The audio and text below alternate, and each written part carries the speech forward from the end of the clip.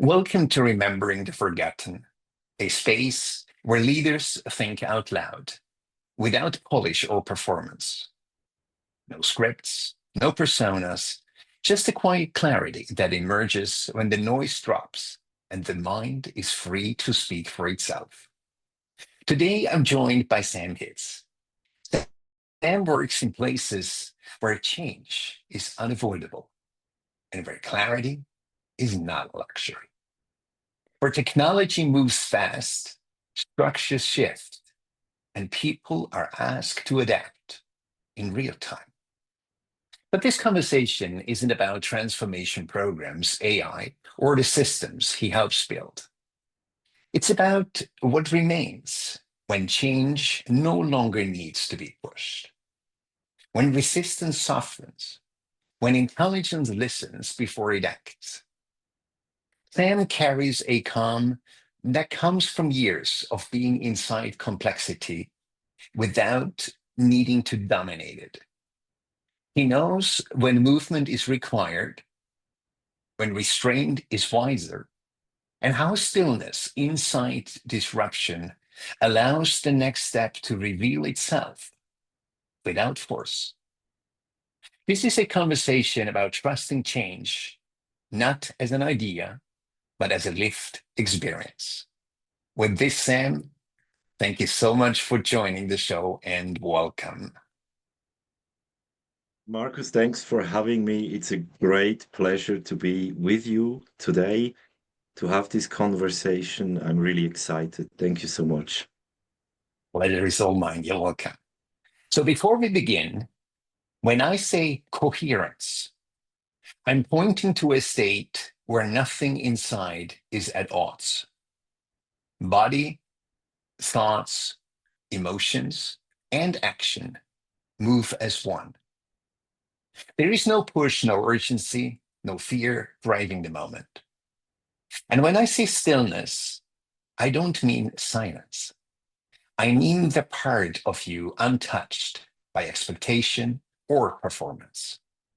The place that already knows before the mind takes over. That's where I'd like us to meet today. Wonderful introduction, Marcus. Um, Absolutely thrilled to enjoy that stillness, not in silence, together with you today. And it reminds me a lot of coming home to my two small children when I have Mhm. a busy day with a lot of noise, with a lot of action. And then I remember my kids, they don't want me to perform. They don't want me to be successful. They want me to be there, to have time for them and only for them. And that's all what counts. And sometimes I try to bring that back to my business day to have that clarity and that stillness. But I'm not always successful with that, to be honest. That's so beautiful. Because, this is literally leading into my first question for you. Where can you just be yourself? So let's talk about your children first and then see whether there are other places. So I'm really curious, Sam. What is it? You started to allude to it a little bit, but what is it really that lets you just be yourself as a grown up with children? Yeah, yeah, that's really a great question. I think the main difference with my small children and probably with any child is that they do not have expect an expectancy, and they don't require you to perform or to act in a different way. They want you. They want time with you. They want to share what they experience. They want to um, listen to you, but they want to talk to you. They need you just to listen and to be there, spend time and be only in that moment. No distractions with mobile phones and anything. They just want you to be there. And if you ask me, are there any other places feeling myself, being myself? To be honest, it's really hard. Mhm. But I feel most not appreciated, but myself in situations where I have security, safety, emotional safety, where I can be wrong, I can be right, I can do the right things, or lead or not lead, or listen or talk, and still I'm myself. And it's quite hard in a tough business. So I really enjoy coming home and dive into that stillness, which is a loud stillness, as you can imagine. You see, and that is the beauty. And I alluded to that in the intro already. Stillness is not quiet. Stillness is not silence. Stillness is full of life. And you and I had been on a call already, so you understand when I say that stillness really is extremely powerful. With stillness, you realize that person is alive. The rest is, yeah, but I meditate, then I'm going into silence, but that's not stillness. So you see, this really puzzles me. Think about what we're just talking about. You, as a grown man, meet your children, and this is basically the only place where this grown man can feel safe, can be himself, void of any expectations from the outside. Isn't that crazy? Absolutely crazy.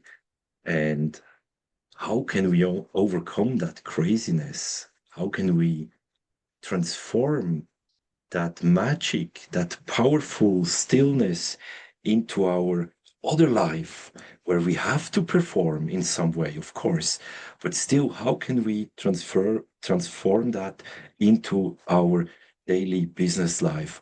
I'm still puzzled how to do that, and sometimes I feel it's going in the right direction.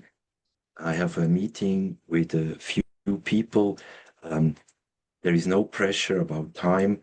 There is a topic we can discuss, and everyone can share his or her own opinions, feelings, thoughts, and fears. And that helps a lot to de stress such a situation. Um, I'm not sure if that's the way, or if it's just the focus on one thing and not being distracted by many other things and all the noise. It's really puzzling. I don't know what you experience, but yeah. By listening to you, I really feel that you and I will actually tap into a whole new possibility. And it's only starting to come together in me right now. So I'm careful how I word it somehow. Picture this. Grown up means grown up. One thing is for clear, they are expectations, right? They are spoken out loud expectations. They are contractual expectations. And those you can deal with really well. It's Mhm. like the law, right? You know what's right, what's wrong. If you adhere to those, you have a very peaceful life. The societal expectations between grown-ups is a catalog, unwritten, not communicated, changing every single moment, depending on circumstances and people involved. So you know there are expectations, and you go into it quite careful. You enter a grown-up conversation with apprehension because you're protecting yourself. How old are your kids, by the way? Oh, my daughter she has just turned 1, and Beautiful. my older boy is 5 years old. You see, and that is usually the age after 5 where the expectations from society become so strong that this little boy starts losing that initial innate trust. And believe me, this is your job to make sure that this boy stays with that trust, because that's the only thing that will save him in today's society. So 1 year and 5 years. If one had asked me, Sam, how old do you believe his girl and his boy is? I would have said 9 and 14. No, it makes total sense. Your girl is 1 year old, as innocent as she could be. She Absolutely pure. probably, right, right. So you go to her and you say, I do a little bit of role play now. So you go to your girl inside and you say, let's call her Sue. Sue, tell me about your expectations toward me. And she sits there, looks at you, says, what is that? So for a while, you try to understand what her hidden expectations are toward you. And every single time she looks at you like, what are you talking about? So with your 5-year-old boy, right? Total different answer. What would he say? You would say, I expect you to entertain me. I expect you to play with me. I expect you to bring me to bed a bit later tonight because, yeah, I expect you to give me a bit more sweets than mom does. So he has already expectations towards me. They're a bit Interesting. more natural. They're a bit Yeah, more, how can I, surfing, really a natural need, yeah, basic need probably. yeah, But he doesn't want me to be successful, yeah, seen yeah, as an yeah, yeah. important person. He doesn't Yeah. want me to articulate in the right way. He Yes, just I love that. but and as you said, my small baby girl, she has even more basic needs. She wants me to be fed. She wants me to change her, uh, and she articulates that, of course, not in a verbal way because her speaking abilities are not that developed yet. But Yeah. that's so interesting. But the main the main thing, the common thing between those two kids, lovely kids, is that they want me to be with them. And that's what it should be, doesn't it? Doesn't it? And that's the craziness. It's not grown-ups do not want you to be with them. They want you to be there for them. For them, exactly. And Yeah. that's where the Mhm. expectation comes into play. Now think about that.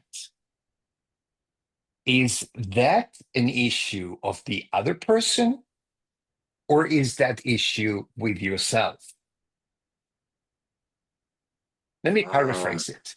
ah, When two people meet, you know this person wants you to be for them and not with them. Is it that person's problem or is it yours?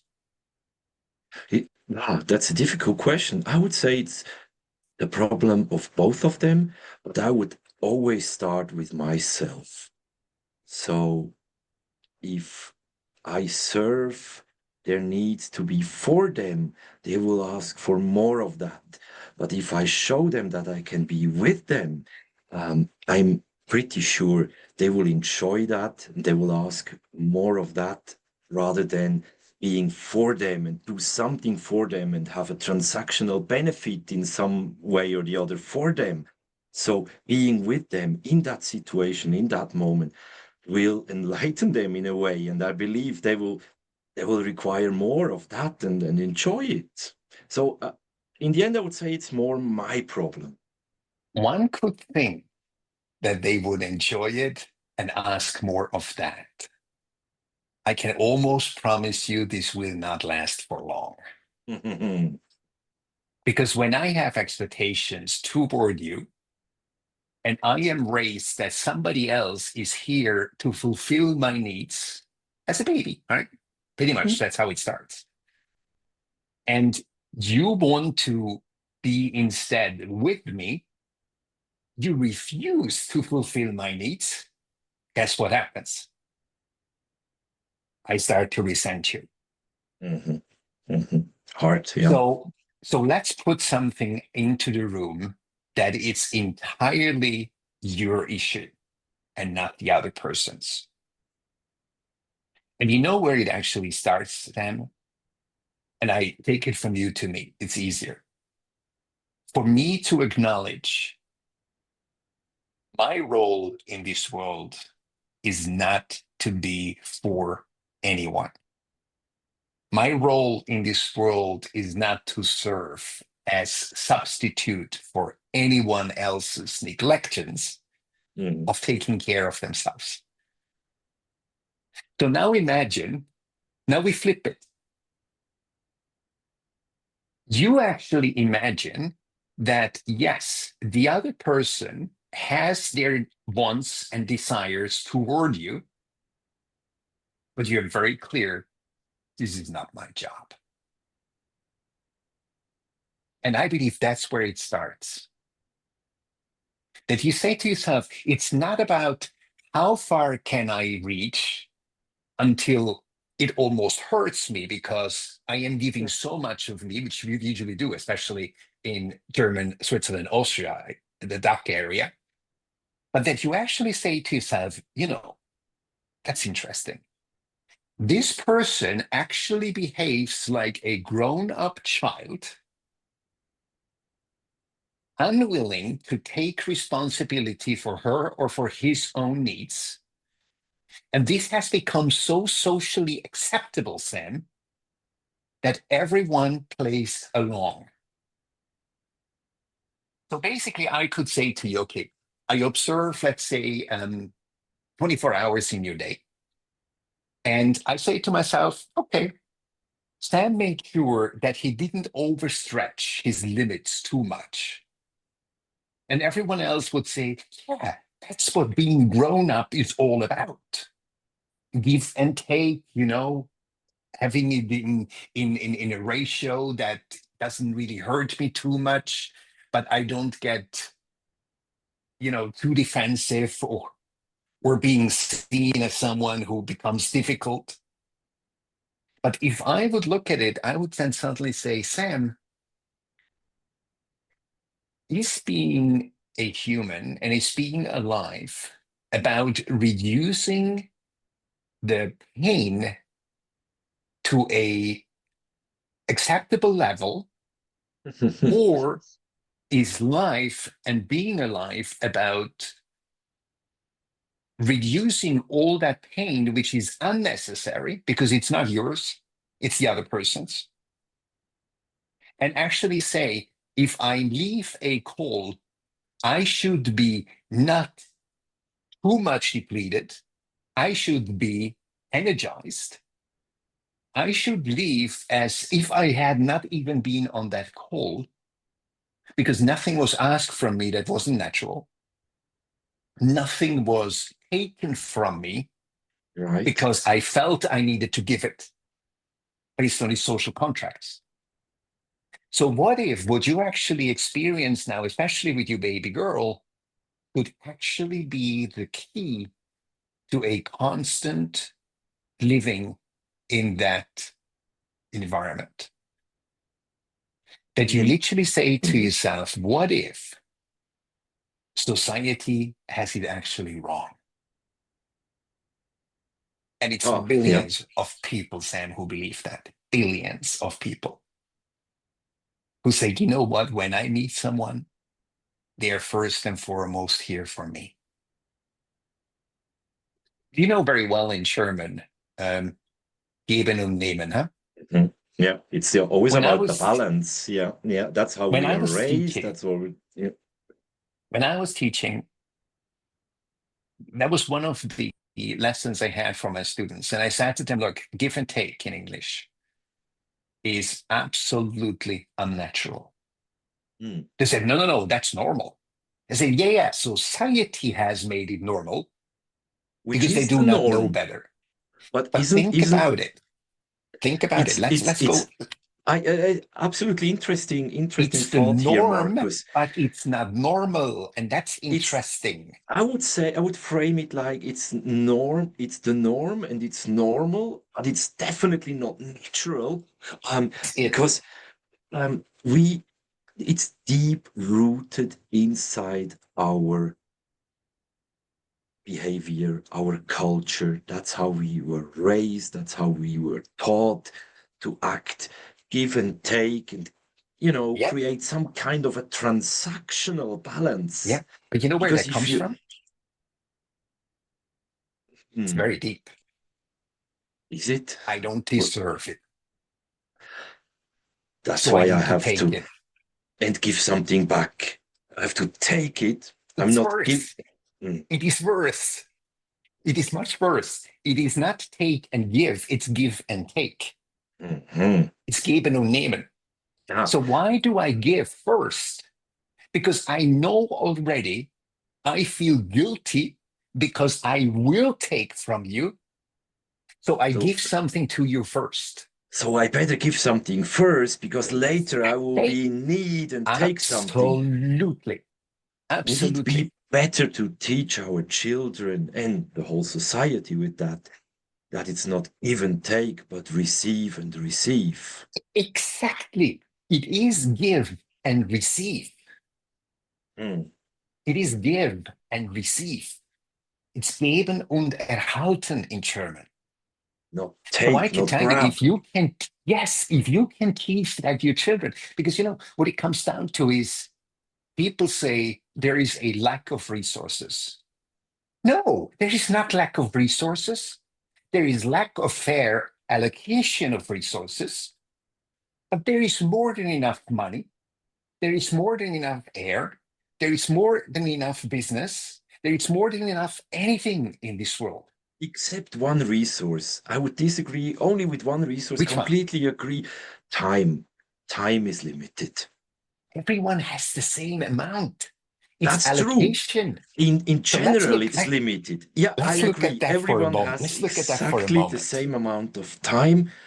It's just a question of what other opportunities I It's miss. allocation. It's allocation. You know, are you familiar with the serenity prayer from the Anonymous Alcoholics? God grant me the serenity to Mm, accept things I cannot change, and the courage to okay. change things I can change, and the wisdom to separate these two. So, Wow. what is Okay. the problem in regards to time? I focus on stuff that I should not focus on. So, I have no energy on focusing on the stuff I should focus on. So, in the end, it seems I don't have enough time. Okay. Does that make sense? That makes absolutely sense. So stop wasting your time on unnecessary, Yes. useless, nonsense things and Yes. put your full energy in the things that really matter to you and your loved ones. Yes. So if you think about that, if if my boss is angry or if your employee is angry, can you change that? No. No. So stop worrying about your employee and begin to understand the only thing that will change is your attitude. Mm. When your attitude changes, that's in your power, your attitude towards your employee. Guess what? The employee will change. But if you try to change somebody else, you have lost. Would you agree that's the same with motivating people? Can you motivate Absolutely. someone or has that to come within someone to be self-motivated, to have an intrinsic motivation or an extrinsic motivation? Do you believe motivation goes in the same direction? It's a very deep question you ask. And what I want to look at first is what does motivation really mean? Because I used to ask my classes every single time, can you be motivated for something you do not like? And they Hmm. said, Marcus, that's almost impossible. Because motivation is about something I like, something I love, something that gives me energy. Hmm. And they Hmm. say, yeah, and that's the misconception. And that's why you are so miserable. Because, if we look at the origin of motivation, it's very simple. The original root word is movere, and Mhm. movere means what drives you. Mhm. So the issue is not that you don't have drive. The issue is that you don't have nothing that is worth having drive for. So when you focus on stuff that doesn't give you pleasure, you don't find motivation. So, I was teaching in a concept of work, which you are very familiar with. So I said to them, look, in the end, you have a task. And the task has to be fulfilled because you're freaking paid for it. It's not because you like it, you're being paid for it. You Mhm. literally sold your time for 9.5 hours per day to my good. That's what people do not get. They believe they're there to have fun and to have a good time and do stuff they love. No. If it's 5 to 10% of stuff they really love, that is a gift. But they have given away that right to do stuff that they love in order to be paid.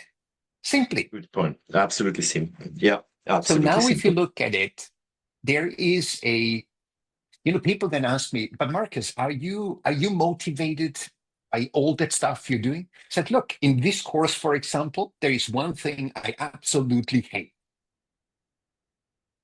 and still it motivates me. But Mm. why? Because it is an important step and a vital little step for me to get you to the finish line. Which is the journey, which is the goal and the purpose in the end, Yes, even though many steps yes, in between are absolutely painful. And I absolutely. remember someone told me long time ago that when you hear follow your passion and do only what you love, that's absolutely nonsense because only It billionaires is. tell you to do that. And, but what he said is And they did not do that to get there. exactly, exactly. Now it's easy to say follow your passion and do Yes, only what you love. But he said, you better love what you have to do instead of yes. love to do, do only what you love. And somehow it stuck with me, and I do many things I'm not thrilled and I don't love, even hate it, but it serves a bigger picture, serves a bigger purpose, and therefore I still have that kind of motivation. Because what's interesting? So let's look at it this way. Too many people look at it quite naively. They go to work at 10:15, they have a task which they at most hate. They cannot see it as a part of the bigger picture, which is just a tiny bit more than what they're looking at, right? Just this much, not more, just this much. If I tell them, look, this little part is part of an even bigger picture, actually, that you're not going to lose your job because you will only get paid as long as you do your job, that already blows their mind. But when I tell them the job is something of an even bigger picture because it allows me to do things, and now they suddenly say, huh, my job has a purpose. The job is With not the purpose. The freedom, yeah. job has, yes, yes. But you see, people do not think like that. Mm. They're That so makes them limited. miserable. Yeah, that makes them miserable Exactly. every day, and they go in a Literally, in a take your yeah. 5-year-old child, move him into grown up clothes, Hmm. make him grow in size, and you have your son. Absolutely. Yeah, That's yeah, it. So you, as a yeah. boss, have to make sure that people are motivated by understanding, look, if you hate it, you need to do it because I freaking pay you for that time. And I pay you to do stuff you do not want. And guess what, Sam? If you do not like that job, you can leave and look for a new one. Yeah, you have all the That's what opportunities to people find. don't get. People believe, and let me be honest, when I read your post, and once again, congratulations to your interim position. I love it. And you will go into that section where we talk about a lot, I believe. What it comes down to is there is this new movement between management and leadership. Yeah. The new leader is here to make sure that their employees love what they do and, in best case, only have to do what they love. That's bullshit. That's utmost bullshit. The manager is not just here to do what they say now. Did we talk about leadership? Yes, leadership was part of me being a manager. It didn't need a leader and a manager. Mm. And I once, you're very close in AI, so I asked AI once, many, many years back, why is it that leadership and management has now been separated? You know what the answer was? Yeah, I'm It's curious. almost impossible to find a person who inherits both roles naturally. Oh, interesting. Okay. And I Yeah. thought, what the heck? Mm. What the heck? Now we have almost like an enemy picture, a fine build between managers and leaders, because the leaders are for the people and the manager is for the business. Mm. Guess what? If a leader doesn't understand that he has to be first and foremost for the company, what will happen? He will not be a Disaster. leader for long, that's for sure. Exactly. Exactly. But there is an entire generation now of employees who is praying for this kind of leaders because they make it possible for them to make job and work enjoyable. I disagree with that idea, a leader to be here to make a happy life for their workforce and to make them, um, yeah, to give them only the tasks they love. For me, the differentiation between a leader and a manager, I'm not sure that the terms are correct, but my differentiation is a manager is often within an organization. He's on a payroll, and he makes sure the things are done correctly in a certain manner, in a certain quality, in the right timeline, and so on. Important role. We need managers in big organizations, in corporations. A leader for me is someone who makes sure that we do the right things and shows the path always for the business. It's not for the people, it's for the business. Of course, people can grow within the business and enjoy themselves and have fun. Even if they want to have fun, that's fine.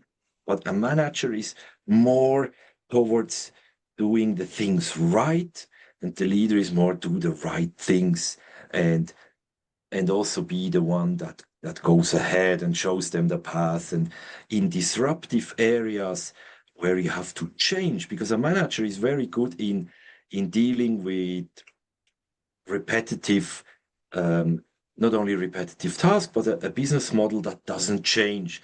Let's say you produce automobiles, and then you do that in a certain way, and maybe have some innovation and the new models, fine, but it's always the same business model.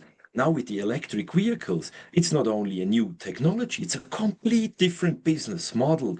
And that's what the Mhm, incumbent car makers didn't realize. They thought we can do mhm, also electric vehicles. Fine, yeah, that's what they do. But what especially the Chinese car makers, electro car makers realize is it's a complete different business model. And there you need a leader, and the manager is not good enough. That's my mhm, definition.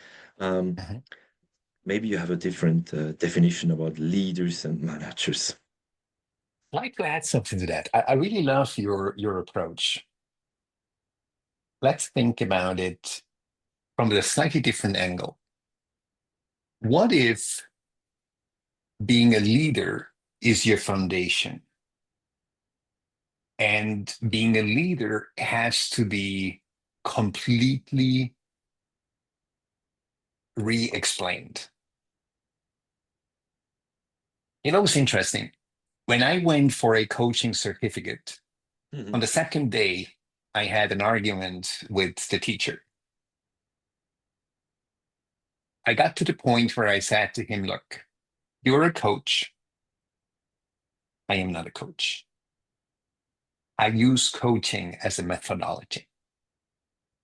So I let you be and you let me be. I will never come back to your institution. I don't want any more certificates. I just want this.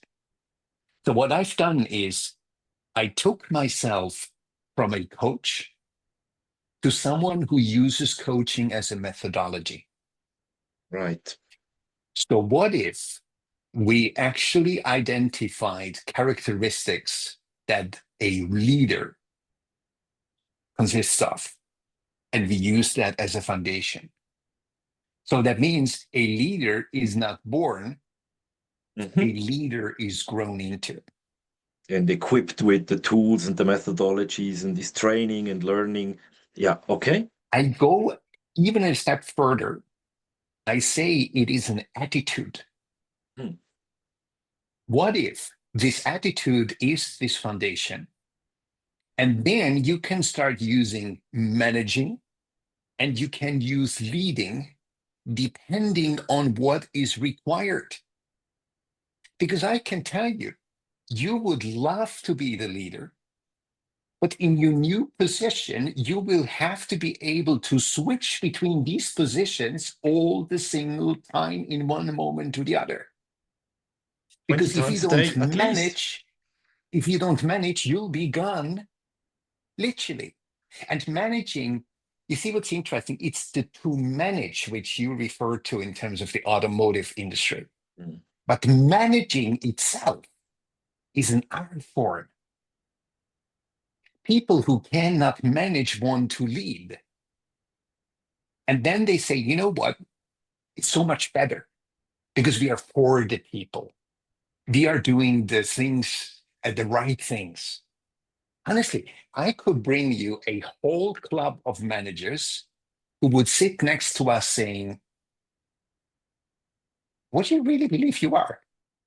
Do you really think we are doing the things right and not the right things simply because Mhm. we're managers?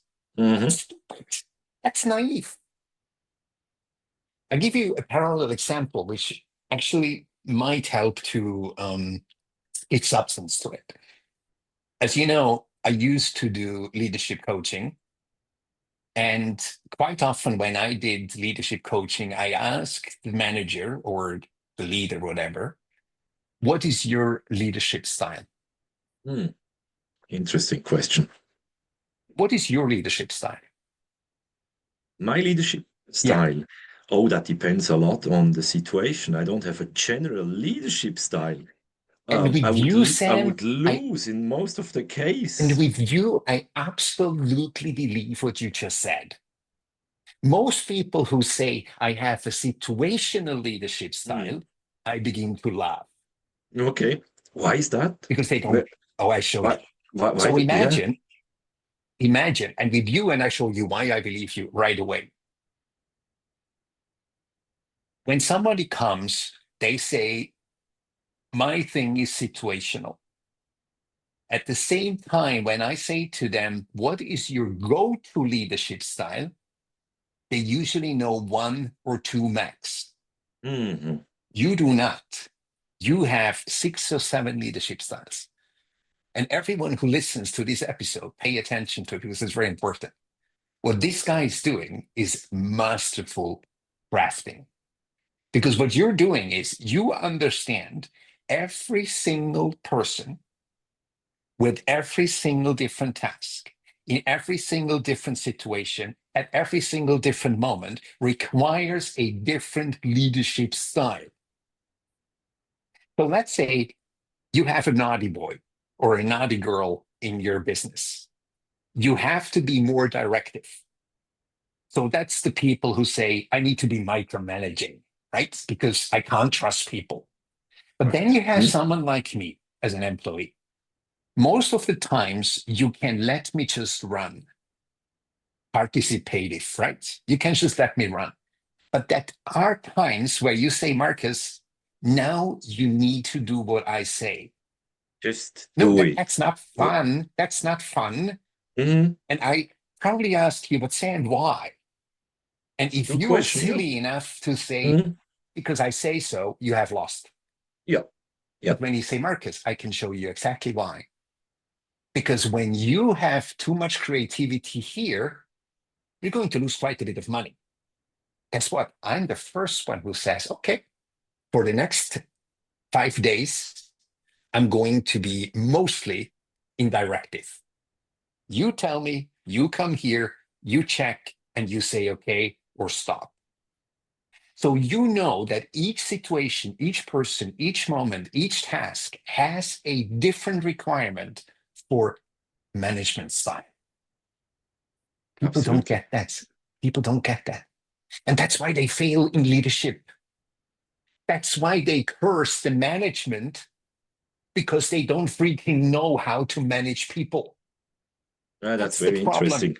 Do you really think That they is have the like a problem. one size fits all Oh, strategy? Like yes, I have a style, absolutely. that's my Oh, management or yes. leadership style, and that Oh, brings me yes. to the And mostly, goalpost. and mostly is laissez-faire. Yeah, sure. Yeah. And Yeah, why yeah. is laissez-faire? Because I cannot lead, I cannot manage. So it And, becomes a laissez-faire. And and then you what it don't even is, care. Yeah. yes, but you see, the thing is, yes, they do care because what they are doing is they're actually lying to themselves and they're lying to others by saying my style is situational. No, your style is you have no management style. You have lost control over your entire crew. You call it leadership now, but you have lost control.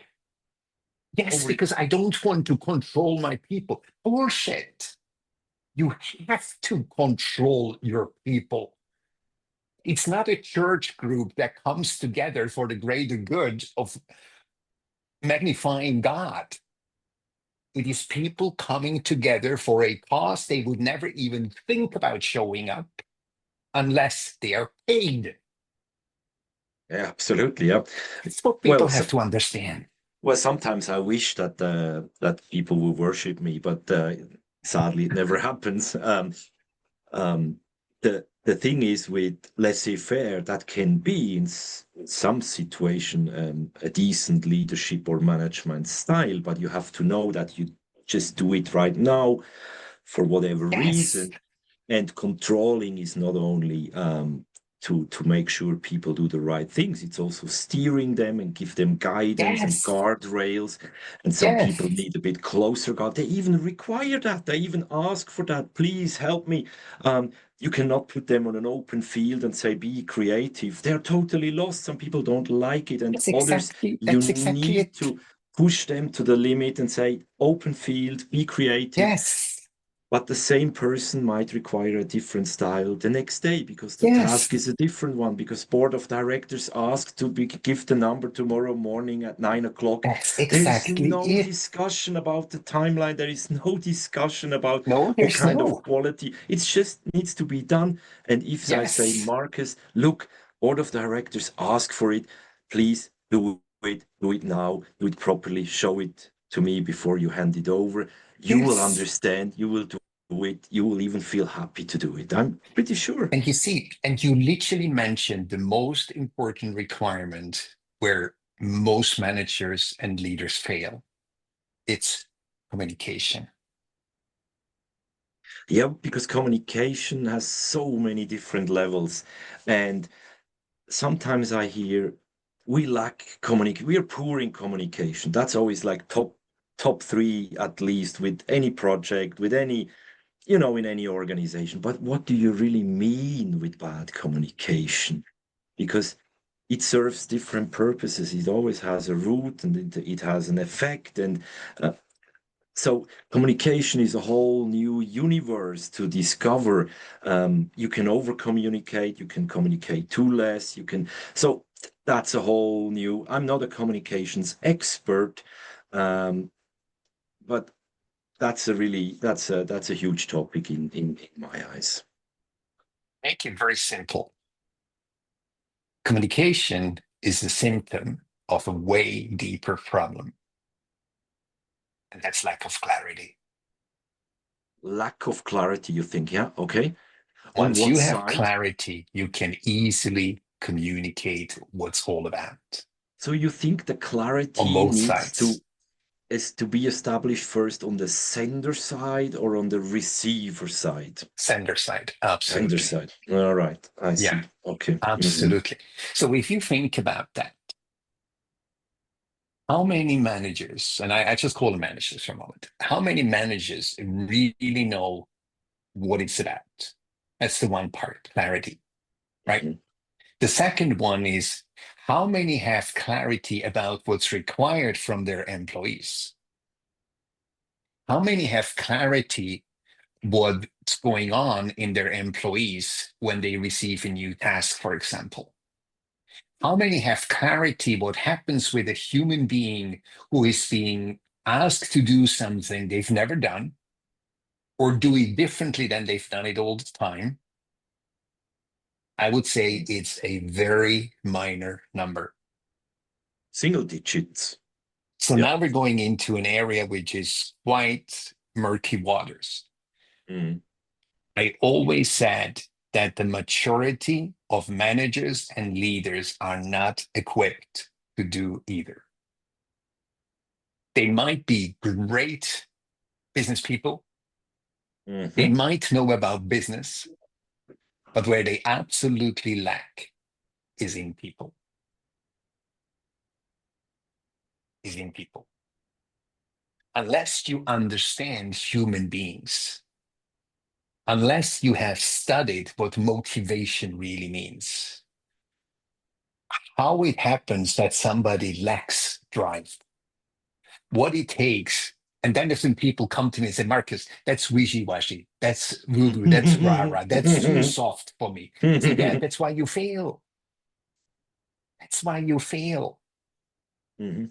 Let's go back to your children for a moment.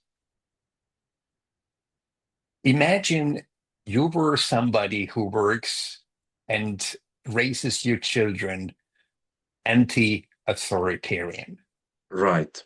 where you say a child should be able to develop in absolute free ways. What would happen? It would fail because society has its rules. Mhm. And I learned from tough people who actually work in the correctional system in the US, who work with delinquents' children, All right. Mhm. who say, Marcus, because I had tough love for them, Mhm. they changed. And they thanked me for the rules which they in the beginning hated. And they hated me for it. But Mhm. after a short while, they realized, gosh, the problem why I ended up in this little prison camp here was because I had no rules, No was because I had structure, no no guide. rules. Yes. Exactly. No guardrails, Exactly. no value system. It was Yes. just open and free. And you know, my wife is a clinical psychologist. Oh, And yeah, I love that yeah, that's a curse and a blessing, believe because me. I can tell the background in you.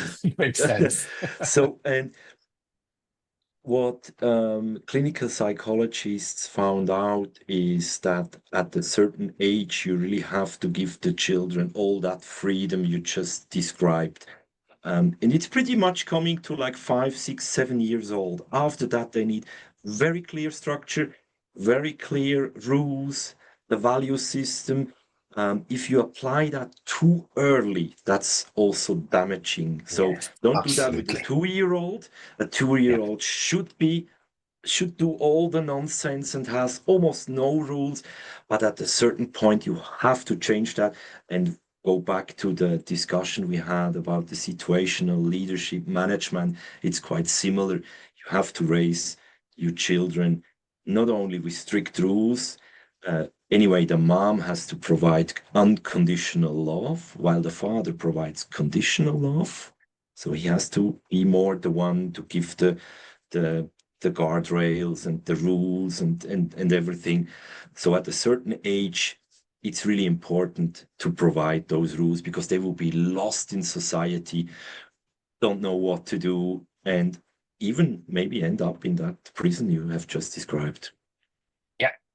So now if you transfer it into grown-up situation, and you assume that there is some truth to what I said, you take your 5-year-old child, put it into grown-up clothes, make it grow very fast, Mm, and that is basically at least 50% of the workforce today. At yeah, least yeah, 50%. yeah. You need to tell them what they do, Mm, which doesn't mean they will do it, by the way. You just told them. Those are so-called Arbeitnehmer. I love it in mm, German. Arbeitnehmer and Mitarbeiter, right? The mhm. Arbeitnehmer, they take the work, but you have no guarantee that they're actually going to do anything with it. They just took the job, the Good word. Yeah, task, yeah. That's right? interesting. Yeah. And then you have Mitarbeiter, the ones Mm. who are cooperating, Cooperate. means Yeah. they work with you, but Hmm. there's no guarantee for anything either, especially not that they will think, Hmm. because to think is the manager's job. And then you have the ones you're looking for. They're probably 1 to 3% max. Those are the ones you can say, you know what? I need to go abroad. Please hold the, what's it called?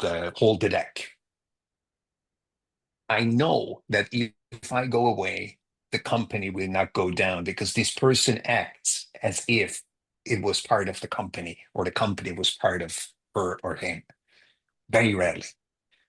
But the Very rarely. majority is literally 5-year-old child, grown up very fast, grown up close, and now you have to deal with it.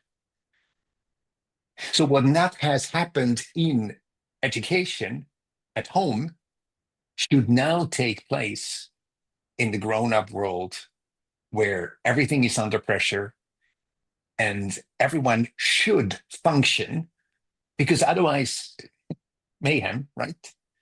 Mayhem. Yeah, it's a good word. So Yeah, now think absolutely. about, so basically each manager and leader, let's call him just manager for a moment, should basically be taught in children's education Mhm. so they understand what's been missing in their workforce, so they can learn how to deal with grown-ups who have never learned what's expected from them now in order to make them a good workforce. So instead, we say we have to find ways to motivate our employees. No bullshit. We've paid them. Mm. We've already paid them. Now we have to show them purpose, pride in what they're doing, showing them the bigger picture. Because let's say your little boy, right? He has a task he hates. And you say, you know what? Let me show you why it's important to take care of this. Because if you take care of this, that's when this is possible. And he says, Dad, no question. Of course, I'm going to focus very strongly on it. Not because I love it. I don't trick myself into loving it, but I see the purpose. So you see now why clarity is absolutely the key and the lack. Before purpose comes clarity. Before purpose comes clarity. And do And you you need think, clarity and purpose to communicate because otherwise it's just bullshit communicate. yeah, yeah, you need a reason why, and you need Exactly. why are we doing this? But clarity for me is for one person, it's absolutely clear. And Mhm. for many others, the same words, the same framing, the same way we Yes. communicate it is absolutely unclear on the receiver Yes. side. So there Yeah. is But no whose job is it? universal, oh, it's the sender's job, Absolutely. the sender's And job. that's what Also, many managers and leaders do not want to accept. but I would also encourage the receiver to say, look, what you have just told me, it's a bit unclear to me. Why should we do that? Why do we need to focus? Why is the priority? But why So don't to we do have a that? feedback, Right. But excuse why me, don't they do that? Oh, because they were taught that they should just receive an order and then fulfill it, even if it's unclear. It was taught, and that's how I understood it, so I do it. But if we change that, because That's enabling, right? it's enabling, and the tech, of course, then that's again the managers and the leaders' job, of course. Yes. But in a technical communication, you have a sender and receiver, and feedback actually comes from, when you hold an electric guitar next to the receiver, you know what that does? It does exactly that feedback. We Yeah. should always show that picture to people, give constant feedback so we can learn from each other that that communication was poor. We need to adjust. If we don't do that, and that's enabling, that's those skill gaps you have to identify quite early and work with them. And that's also the job of the leader. I think in future we should teach our children to become entrepreneurs as soon as possible, because exchanging your valued time against money, that will come to an end. That's my strong belief. Time against money, that's how the whole economic system worked for decades. But that must come to an end in my belief. And An when you interesting work aspect for that a you just when you mentioned. work for a company, actually you do not provide results. You only Hmm. provide your time, and then the company you work for is responsible to use that time as best as they can. Hmm. So you Hmm. exchange only your time for money. You have then the Hmm. purpose. You receive money. You have financial freedom. There you have some Hmm. kind of a purpose. But that system where not outcomes are relevant, but inputs, and time is only an input. I give you my time. What you do with Hmm. my time is then up to you. Give me Exactly. clarity, give me purpose, lead me, Yeah. give me tasks. I think Yeah. that has to come to an end in all societies. It is an interesting aspect. I'm curious how long it will take, probably for a Mhm. while.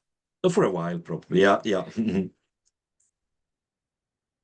When I listened to you, I was thinking about what is a key characteristics that separates an employee from an entrepreneur? And I came down to one word: accountability. Mhm, Accountability. Because when you take this word, which I coined as Mitunternehmer, mhm, a co-entrepreneur who acts like it has shares in the company, mhm, there is accountability. And accountability instilled in a young child will remain there forever, whether that person is employed or whether that person becomes an entrepreneur. But accountability, I believe, is the biggest lack today. mhm. No I agree. accountability, no interest in clarity. Why would I? Why would I? Right? Yeah. I receive Let me be, orders. let me tell you a story. It was probably now, time flies, 20 something years.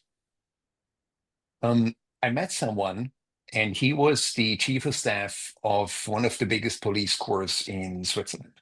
Hmm. And he came to me and he said, Marcus, we just received the numbers, the rating in terms of feedback. And we have detrimentally low trust and feedback Mhm. from our employees throughout the entire corps. It's a huge corps, more than 100 people. And I said to him, you know what? I just listened to my intuition and I said to him, please send me the date of birth of each of the person and show him to me in the oldest and the youngest. What I did not expect is that a third of those employees, including managers, by the way, Mhm. were Generation Y, Interesting. the ones who ask why. Hmm. should something be done. Why? So imagine his name was Andreas, and I said to Andreas, do you trust me? He said, okay, that sounds dangerous. I said, yeah, it can go really bad. He said, look, it is your head. You are the guy who we hired for that job. It's like your interim management thing, right? And I went there as a coach, as an expert for one session. So I knew I can't really lose much. So imagine here's the police commander with his entire staff, behind him, his entire management corps, 35 people. And I started my session with the words, the question is not if you have to change. The question is when. And I could tell the commander's face went numb.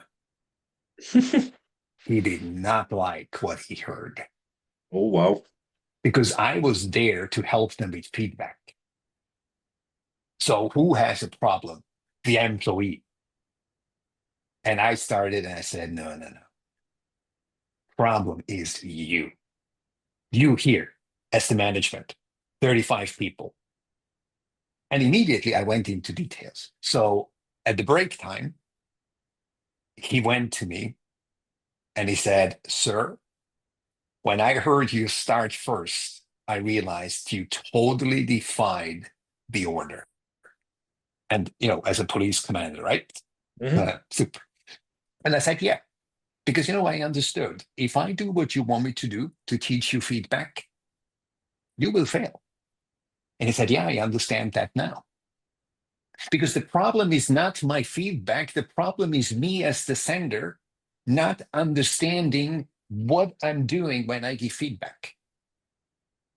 I come here as the commander believing we are back in 20 years ago, where it was kommandieren, Hmm. kontrollieren, right? Old case, which we know Hmm. so well from Swiss Army. Oh, yeah. And he said, you taught us now that we are dealing with people who appear so confident, which probably is the least confident generation ever, not daring to ask for feedback, not daring to ask if they don't understand because they feel like losers. So for us, it's not to command anymore. For us, it's to go to our employees and to ask, do you understand the order? What is it you need to fulfill the order and to be successful? Think about this guy from one moment to the next made this switch, Sam, All that he paradigms understood shifted. entirely, entirely, and he invited me for another workshop Oh, okay. So it because was I not only said a one shot. this, no, and I Okay. told him the second time I can teach you how to give feedback, but the first time we needed this absolutely shocking paradigm shift for you guys to understand unless we change, we can learn feedback as long as we want to. As I said, communication, yes, it's an absolute, it's all like a martial art form. Hmm. Hmm. But if you have clarity, if you have accountability, you can be the poorest communicator. You'll be successful. If you don't have clarity and if you don't have accountability, you can be the best communicator. You will fail. Yeah. Yeah. You It's will just fail. show. Yeah. Yeah. It's just a So big when show, and they they will smell that. understood, goodness me, it is us who have the problem as the sender. The time of the Cold War is over. Over. Yeah. Now it's Thanks God. about understanding we have to be participating with our employees. And imagine, I remember as it was yesterday, they were all sitting in this room and they suddenly understood, wow, this guy showing up here within 5 minutes, he has demobilized our entire belief system. Even if we believe we are the chiefs, even believe we are commanding, blah, blah, blah, blah, blah, we are dealing with people who will not be able to function. So the question is not if, the question is when we change. And Sam, they decided immediately to change. How did they do that? Immediately. Were you involved in the further progress? What happened then? You see what's so interesting? If you experience a paradigm shift like this is what people often ask me. How is it possible that you can show up once for 3 hours and there is lasting change? It's because if change really takes place on a structural level as Mhm. a paradigm shift, you cannot go back. But most coaches do not dare to go there or do not know how to go there. So they go this blah, blah, blah, blah, blah, blah, blah, blah, blah. They Yeah, of give you course. instruments, the methodologies, right? Yeah, of course. I was hired quite a few times, and the most of the time it was the CEO who hired me. He said, "You can talk about culture change. You can talk about mindset change. You can talk about all those change management things. All fine. I'm willing to even facilitate those changes, but don't you dare touching my structure." And I said, See, "Look, that's the point. change, culture change, even Peter Drucker's, even he said like culture eats strategy for breakfast. I Yeah. tend to disagree because if you do not change the structure at the same time, you cannot address the culture because the culture is also embedded in a structural way, the way you think, you give order. 100%. And they were smart enough. I was too young to realize that, but they were Mhm. smart enough to say culture change, yes, structure change, no. With Yeah. that, they had their workshop, they paid some money, they could say, look, Yes. we did culture Yeah. workshop, and they knew exactly And nothing no will happen. change. No No, change ever happened. Yep. that's exactly it. Because you see, now we can literally close the circle in terms of management and leadership. Leadership is talking about culture. Let's build a new culture. No, it does not work. It does not work. If the way how business is done does not Hmm. change the structure, Hmm. right?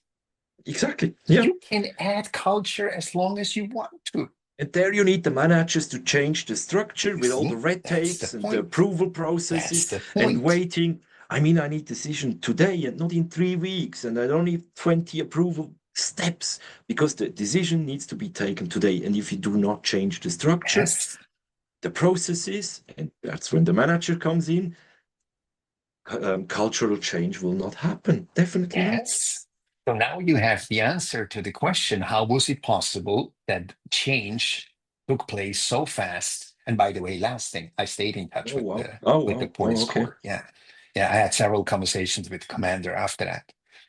And the thing is, because I know leadership, I know culture, I dare to go there and say, guys, no, feedback, that's part of your culture. That's not your problem.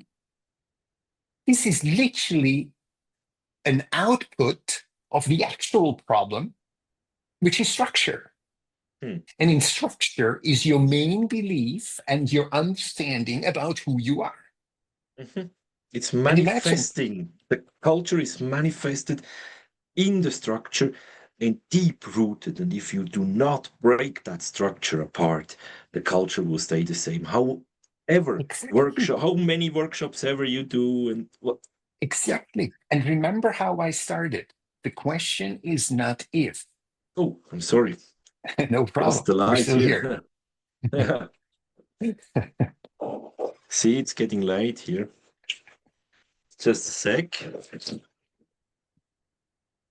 Doing dinner time for you, huh? Yeah, almost. Yeah. I'm. It's not at home, it's Oh, you're. my office. Oh, Yeah. good. Yeah, that's Here I perfect. go. I'm That's perfect. We haven't lost each other at all. Wow. So remember how I started. The question is not if, the question is when you change. If I had left it as this, I would have lost them. Hmm. But I said to them, let me give you the numbers. Let me give you the data, figures, and numbers. I looked at your entire core. You have 30% at least who are Generation Y, born Hmm. in 1978 or something later. And these are how they are, not how they behave, how they are. So I told them, you need to understand that the new workforce cannot change. It cannot change. It's almost DNA fixed. Hmm. And now it was their choice to say, this is bullshit. Even if he might be right, we are police commander plus his 35 people management.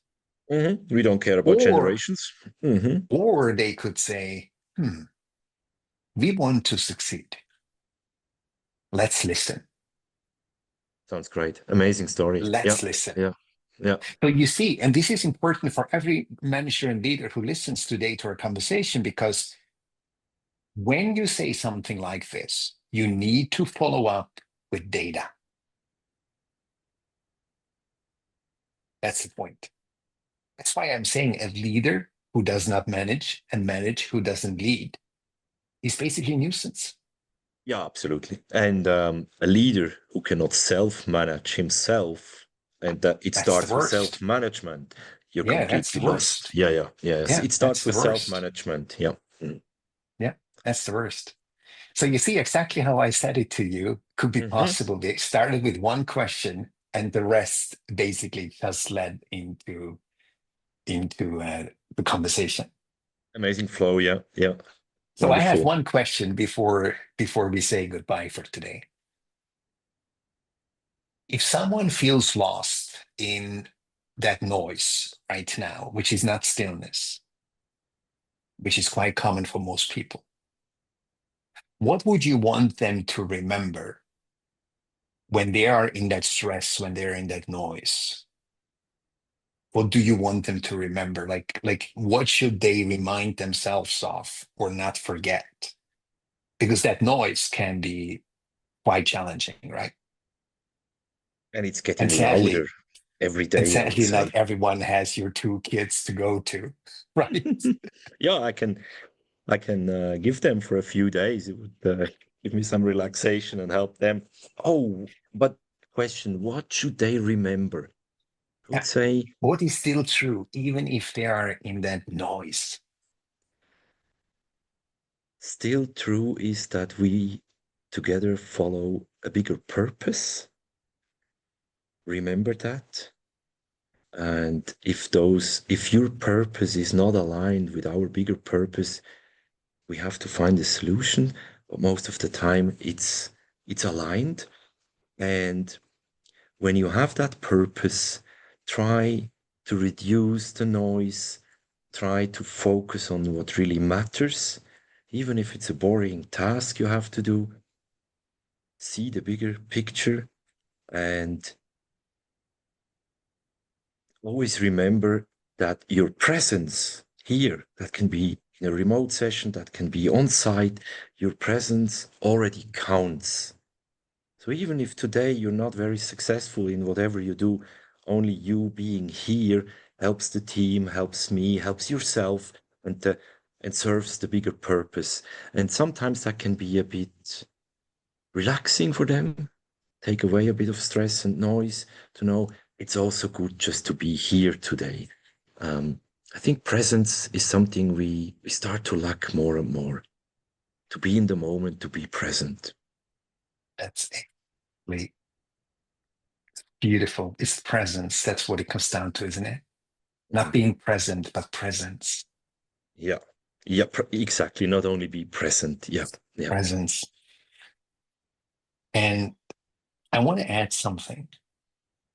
Borrowing your children. I believe that going to a place where children are either playground or, basically just where children are. Hmm. Just sit down and watch them for a while. Watch. Yeah. Yeah. And this stillness automatically shifts something in you. Hmm. Because what we see in children is present. So with that, Amazing idea. Sam, thank you so much for this fantastic conversation. I really enjoyed it. Marcus, thanks for having me. It was a pleasure. Wonderful. Thank you so much. You're welcome. This was Remembering the Forgotten, a conversation held in clarity, not performance. If something in this exchange shifted how you see, let it stay with you. A few quiet pointers are waiting below.